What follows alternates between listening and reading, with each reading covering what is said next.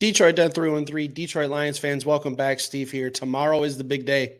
Tomorrow is game of the generation. I say generation because it's been 30 years since the Detroit Lions have been in this position to host a home playoff game on a cold January day.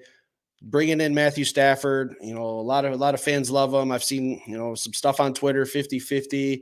People are going just to see Matthew Stafford. Doesn't make a lot of sense to me. He's our sworn enemy tomorrow. But tomorrow is a generational game, meaning there's 30 years of Lions fans that have never seen a home playoff game. I mean, we could go back to 2014. We've seen playoff games, but we've never seen them at home. A whole generation of Lions fans neglected and have been refused a home playoff game until tomorrow night. So I can't wait. I'll be there. Crowd's going to be wild. I know. God, I hate to even say it, but win or lose, I'm coming home and I'm doing a show. I'm coming home. I'm going to talk about what happened. I'm either going to be completely heartbroken or I'm going to be on cloud nine that we're moving on. We got the monkey off our back. We got a playoff win, but I will have something out tomorrow. But today, hit that subscribe button for me real fast. I'm going to talk about three guys that I'm really keying in on tomorrow. Three guys that I think will be difference makers. These are in no particular order, just three guys. I sat down, took some notes on them. Three guys that I think are going to have a huge impact on this game. So like I said, not in any order. You can feel free to leave your comments down below who you think your three keys are. But first and foremost, I'm going to start out with CJ Gardner-Johnson. Freshest legs on the team, coming back from his pec injury. He played against the Vikings a little bit, got some reps, had an interception to kind of seal out the game. But I think what he brings to this Detroit Lions team is I know swagger and energy doesn't win you football games, but what he does is he holds people accountable. I listen to what he says in his interviews. Someone asked him just the other day, is this the reason the Detroit Lions brought you in? He said, no, they brought me in here to win a Super Bowl, not a playoff game. This is the stretch. This is the stretch where we need that type of mentality going forward. We don't need this, oh, we got to the playoffs, we're good, for another 30 years type thing. No, CJ Gardner-Johnson setting the tone in the locker room. I truly believe that. We don't see it enough because we don't see a lot of stuff behind the scenes, but I could just tell from the stuff he gets asked in interviews, man, like he's dialed in. He's here to win a Super Bowl. He's not here to just win one playoff game. He's not here to just win the NFC North and to host a playoff game. He wants more. He wants that ring on his finger. That's the mentality we need. So what he brings to the table on the field, communication. We've given up some huge plays in the passing game. Now, if you followed the show long enough, I don't give a shit about yards. I care about how many points this team's given up. And the defense has been quite a bit better for the last 5-6 weeks. But we're going to be tested with Matt Stafford and those weapons he has on offense. Puka Nacua, Cooper Kupp. CJ Gardner-Johnson is going to keep these boys in line. He's going to make sure they're in the right position. I think he brings tight. He's also the type of guy that could play a little bit of corner. Like he can man up some of these receivers like Cooper Kupp and Puka Nacua. He's not just a safety. He's going to go out there and cover running backs, tight ends. Like he can body up some of these wide receivers. I think he's going to be a key piece because the Rams have arguably the best running or wide receiver tandem in the NFL. Like they got some guys, Cooper Kupp, Puka Nacua. Those guys are no joke, man. So I think CJ Gardner-Johnson will be able to stick to one of them, maybe force a coverage sack or two, but just his leadership. This is the time of the season we need that leadership, that mentality, like I said. Second on my list, again, this is in no particular order, just three guys, first three guys that came to mind, jotted them down. We're on here talking about it. Aiden Hutchinson, man, he's been playing like an absolute junkyard dog the last few weeks, getting after the quarterback. Matthew Stafford is probably the most immobile quarterback in the NFL behind Jared Goff. Like if you're looking for to watch two quarterbacks duel it out athletically, this is probably not the game for you. But if Hutch could put some constant pressure on Stafford, he's prone to turn the ball over, man. Any extra possessions we can get this Detroit Lions offense is going to be greatly needed. I think points will be at a premium in this one.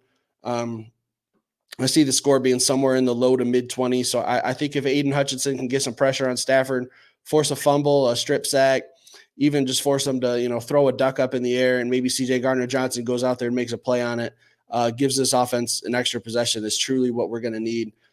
We need to win the turnover battle. And I think I know we have our hands full. My honorable mention for this list was the offensive line, but I'm trying to keep it as an individual. But just real quick, our offensive line has their hands full with Aaron Donald tomorrow. He's not the same old Aaron Donald that he was when he was winning Defensive Player of the Year regularly, but he's still Aaron Donald. He could still go out there and wreck games.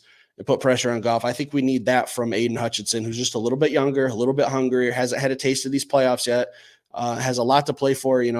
Detroit Lions don't have a Super Bowl. The guys on the Rams, most of them guys do from a few years ago. So I think Aiden Hutchinson's going to be hungry. He's going to be playing like a man possessed. I think if he can get after Matthew Stafford, he can rattle him early. Stafford's kind of a statue back there, so it's not like he's going to be able to escape Aiden Hutchinson, who has pretty good speed for a defensive end and someone of his size and great length. Man, I'm looking for him to get after him. And honestly, that mindset isn't just for Aiden Hutchinson. He's just the best pass rusher we have. I don't give a shit who it is. Someone get after that quarterback, get after Stafford, make his day a living hell, force some turnovers, give this offense some extra possessions. That's probably the biggest key to this game is maximizing your possessions, turning them into points, field goals at the very minimum. No punts. If we're punting, we need to be playing the field position game because I truly believe points will be at a premium. Last on my list, and like I said, this list is in no order at all. But Jameson Williams, man, tomorrow's going to have to be a big game because I'm living in a world right now where Sam Laporta is listed as questionable. Questionable means he could play. If he does play, I think he's going to be very limited. I think they'll only throw him in there maybe in like red zone situations or third and shorts. I don't think we're going to see the same old Sam Laporta that we've seen all year because of that knee injury. It's probably still nagging him. So if he's out or even if he's limited, I said it in my pregame episode, guys. I don't like to repeat myself, but I'm just thinking about it. Amon-Ra St. Brown is only one man. Sean McVay and that defensive coordinator that they have on the Rams are good enough and smart enough to know if Sam Laporta is out, focus 100% on Amon-Ra St. Brown. If we're going to lose this game, it's not going to be because of the Detroit Lions number 14. They're going to find a way to try. Keyword is try to take him away because Amon-Ra St. Brown's elite. All Pro Bowl snub. He'll end up making it, but playing with a chip on his shoulder. But I do think that the Rams will shift their focus to him and play that mentality of if anyone's going to beat us, it's not going to be Amon-Ra St. Brown. So I'm looking for Jameson Williams in the event of Sam Laporta being limited. Someone in the passing game is going to have to step up. And Jamo, you were drafted number 12 for a reason, man. We know you can make plays. We know you have that elite speed. We know if you get the ball in your hands, you could take it to the house at any time. Jamo hasn't had that quote unquote monster game yet. And like I said in the pregame show, I don't know that it's going to be against the Rams, but he could have a very nice game, somewhere like 6 catches, 70 yards, a touchdown. I've said it before. I'm just kind of repeating myself here, but just get the ball in his hands and let's see what they can do. I don't think that this Los Angeles Rams defense is anything scary. I think we've played far better defenses. We played better against really good defenses.